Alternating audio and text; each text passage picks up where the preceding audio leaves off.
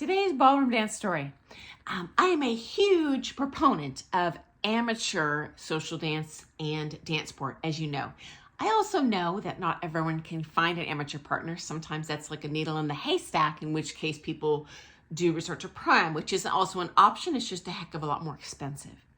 So when I was competing as an amateur at the championship level, so I was a very, very skilled dancer at that point. And anyone really in that quarter, semi-final at the Nationals or Championship probably has the ability to transition to become a professional dancer. So I was very, very well trained, traveling to New York every month, London, for the best training possible. Anyway, there was a local social ballroom dancer. We'll call him Joe. And I feel comfortable sharing this story, guys, because Joe is no longer teaching in town.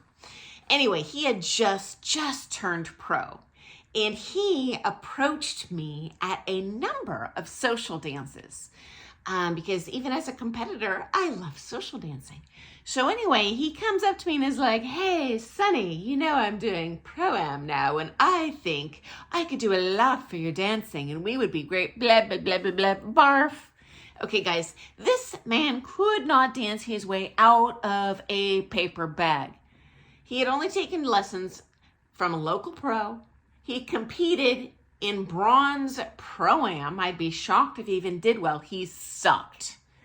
I, to this day, cannot believe he had the gall to think he could somehow bamboozle me into dancing pro-am with him and paying this idiot to dance with him. This is insane, guys. I'm still to this day, I don't call me arrogant. I'm kind of insulted. Dude, I have a partner. First of all, I have an amateur partner. I'm splitting lesson prices with him. I've had 1,000 times the training you have. Are you cray-cray? Oh my heavens. And I have occasionally run across this over the years where there are some pros that, in my opinion, way overcharge what they should be being paid. Honestly, don't throw shade at me, teachers. I'm just calling it like it is. And sometimes that's based on, for example, a studio policy. If you work in a franchise studio, they will usually just have established prices that, in my opinion, in my observation, painting with a broad brush, are quite overpriced. And I've also seen, even in the independent teachers, when a pro charges less than the going rate, so to speak, in the area, other local pros will attack that pro. Now, I personally think that is bullpooky. It is a free market economy. Last time I checked in the United States, that's what makes the economy successful, is we have different price points, right? If you want to have a lobster dinner, you'll pay for that. But you know what? You should, in my opinion, just have just as much access to a grocery store and just get what you need at that price. So anyway, finally, there's third category, people that, in my opinion, are taking advantage, honestly, of students. Again, just my opinion. And that is pros who have a massively overinflated ego and sense of self and recognition of their own abilities. And guys, a big warning sign. All the teachers I know who are most critical of their own dancing are the best dancers in the world, okay? The only ones I see talking trash about other teachers or trying to use words to puff and toot themselves about, "I'm God's gift to dancing, blah, blah, blah, blah, you shouldn't take with anyone else." There are nobody. Guys, they suck. And even if they have had success as competitors, they probably suck as a teacher. There's no reason that I would ever throw shade at another pro.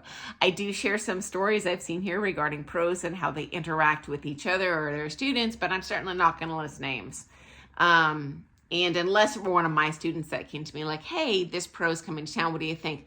I would tell them, "Hey, I think this person personality-wise is a McDouche, but hey, excellent information to offer you." And then, I would support them in whatever their choice is, right?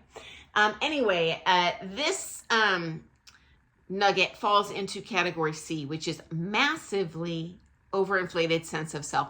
And in my opinion, he got that from his coach. I personally had never taken lessons from this person. Again, she is long, eons ago, decades ago, retired. So no one would know who this is either, even in my neck of the woods. Maybe some of the old school pros in my region, but long time ago, friends. I've been in this industry 40 years. Anyway, I noticed with her and with all of her students, they were very arrogant and unaware of the lack of beauty and technique and potential in their skill level and her ability to teach them. She was an accomplished teacher, just the results were not showing on the comp floor. As a matter of fact, the only place her instruction appeared to result in great marks were the local competitions where she was on the panel, a judging panel. And in these small local comps, there's just 3 judges. So one person is going to hold a lot of sway.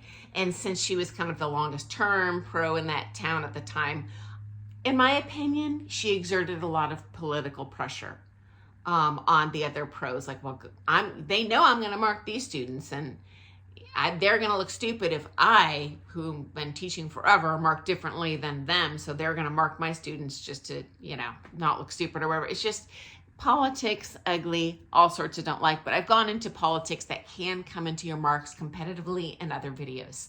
For the record, most pros, in my opinion, do have a reasonable grasp of what their skill level is.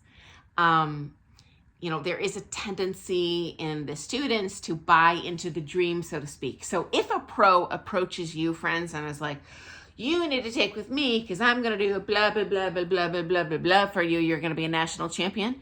Okay, guys, in my opinion, warning sign. Run the other way. I do not know a single elite level pro who coaches very successful competitors, who approaches anyone for lessons. If someone is trying to sell you on something, that's just a sales pitch, friends. And I hope that if we have newer dancers here, you don't get sucked into that dream that they're selling you, because I have seen, honestly, many times, coaches approach and solicit other people's students, or even someone that has not competed before, and selling them on this dream of, well, you're going to, do this, that, and the other, and I'm going to prioritize you over everyone else, blah, blah, blah, blah, blah, to get them to take lessons with them or compete pro-am with them. And God, it drives me batty to see people taken advantage of. He actually was approaching me to do pro-am and not the lessons per se.